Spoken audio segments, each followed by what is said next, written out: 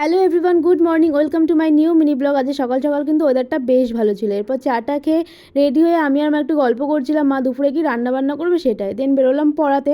পড়িয়ে বাড়ি এসে আজ সকালের ব্রেকফাস্টে খেয়েছিলাম পান্তা ভাত, পেঁয়াজ, লঙ্কা আর ডালের বড়া। গরমের দিনে এরকম ব্রেকফাস্ট করতে কাদের ভালো লাগে, আমার তো অসাধারণ লাগে। এরপর মা আবার টক দই খাচ্ছিল, সেটা একটু খাইয়ে দিচ্ছিলাম। বাড়ির সামনের দিকে রংটা কিন্তু অলমোস্ট কমপ্লিট। কেমন হয়েছে অবশ্যই কমেন্টসে জানিও। দেন করলাম দুপুরের লাঞ্চে ছিল উচ্ছে আলু ভাজা, কুমড়ো আর পটল দিয়ে মাছ দিয়ে টেলটেলে ঝোল। খাওয়া দাওয়া করে রেস্ট নিয়ে আমি আর বাবা বেরিয়েছিলাম গ্রামের বাড়ি যাওয়ার জন্য। আমি তো আজকে অনেকদিন পরেই গ্রামের বাড়িতে যাচ্ছি, আর গ্রামের প্রাকৃতিক পরিবেশ সৌন্দর্য দেখলে না বেশ মনটা ভালো হয়ে যায়।